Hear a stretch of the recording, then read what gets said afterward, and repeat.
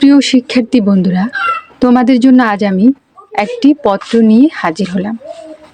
পত্রটির নাম গ্রীষ্মের ছুটিতে বন্ধুকে নিমন্ত্রণ জানিয়ে চিঠি। আমি এখন পুরোটা পড়ে শোনাচ্ছি। প্রিয় অলিয়া, আশা করি ভালো আছো।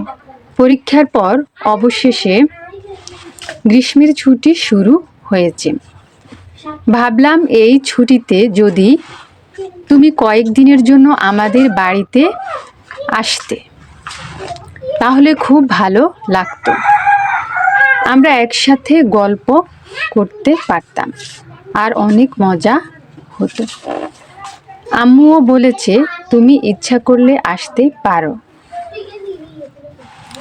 তোমাকে ছাড়া ছুটিটা যেন অসম্পূর্ণ মনে হবে, তাই তোমাকে আন্তরিকভাবে আমাদের বাড়িতে আসার নিমন্ত্রণ জানালাম। কোন দিন তোমার সুবিধা হবে জানাতে ভুলবে না। ইতি তোমারই বন্ধু তানহা। দেবেরকে বন্ধ করে দি কেন?